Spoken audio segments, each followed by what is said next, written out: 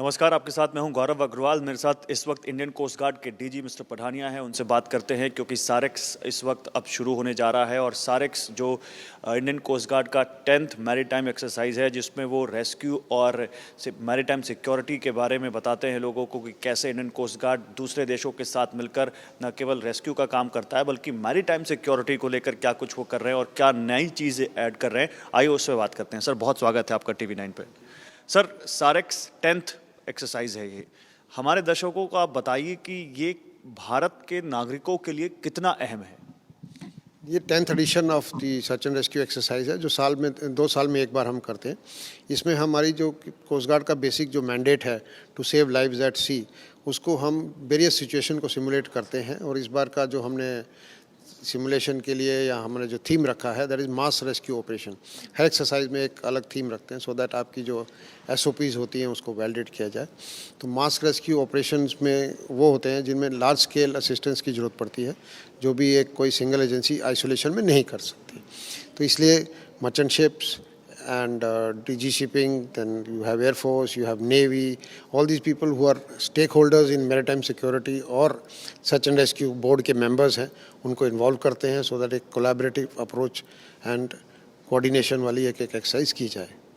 इस एक्सरसाइज के जरिए इंडियन कोस्ट गार्ड क्या हासिल करेंगे और क्या इस बार नया होगा जो इंडियन कोस्ट गार्ड को मदद करेगा आगे उनके मिशन में?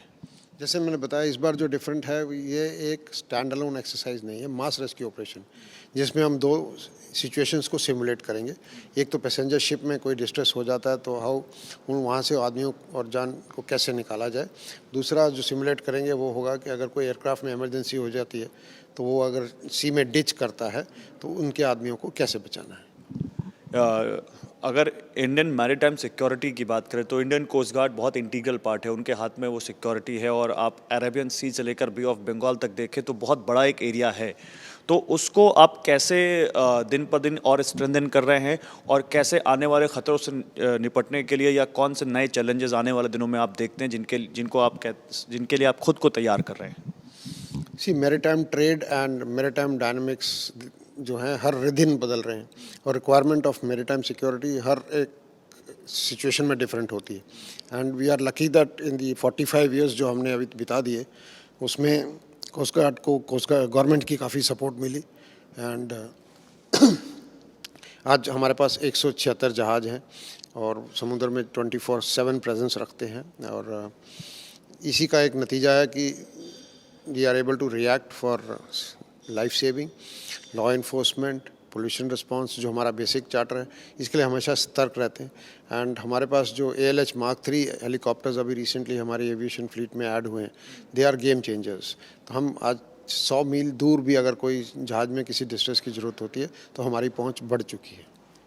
इंडियन कोस्ट गार्ड आत्मनिर्भर भारत के तहत कैसे आगे बढ़ रहा है और क्या इंडिजिनस टेक्नोलॉजी आप और ज़्यादा अपने में अपना रहे हैं ताकि आप आत्मनिर्भर भारत को भी और पुश दे सकें?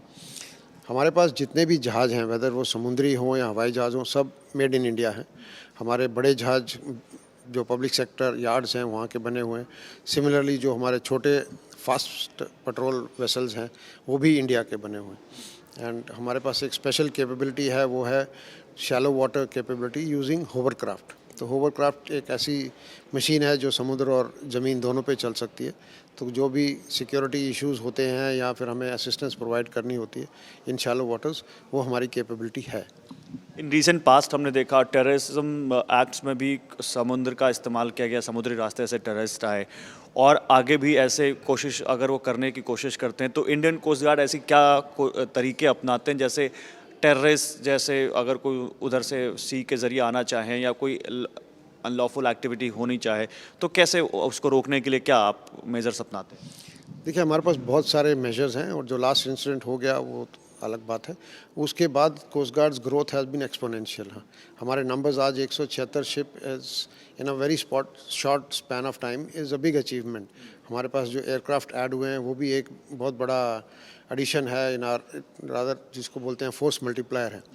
तो presence of security agencies at sea ही एक बहुत बड़ा डेटरेंस होता है, जो कि वो आदमी गलत इरादों से किसी देश की सीमा में घुसने की कोशिश करे, उसको ये डर होता है। और हमारी पेट्रोल बोट्स, हमारे बिग शिप्स जो विजिलेंट रहते हैं और ऊपर से हमारे पास कोस्टल रडार स्टेशंस हैं जो 25 से 30 मील तक विजुअली देख सकते हैं और निगरानी रखते हैं, और ऐसे हमारे पास 42 स्टेशंस भी इस्टेब्लिश हो गए। और कोस्टल सर्वेलेंस नेटवर्क का फ़ेज़ 1 जिसमें कि 46 रडार स्टेशंस हैं, और उनकी रडार स्टेशंस की जो कैपेबिलिटी है उसमें हम 24/7 नज़र रखते हैं। तो क्या अरेबियन सी ज़्यादा चैलेंजफुल है या फिर बे ऑफ बंगाल की तरफ? क्योंकि अरेबियन सी की तरफ देखें तो हमारा बहुत पुराना दुश्मन उधर बैठा हुआ है, तो क्या वो ज़्यादा चैलेंजफुल लगता है या बे ऑफ बंगाल, जिधर कई सारे नेबर कंट्रीज़ हैं जिनके साथ मिलकर हमने सारे एक्सरसाइज भी करने जा रहे हैं? कौन सा साइड ज़्यादा चैलेंज लगता है, कौन चैलेंजिंग लगता है, या कौन सा स्टेट ज़्यादा चैलेंजिंग लगता है स्टेट के आसपास? जहाँ तक समुद्र का सवाल है, सारा समुद्री इलाका ही चैलेंजिंग होता है, बिकॉज सिचुएशन समुद्र में डायनेमिक होती है।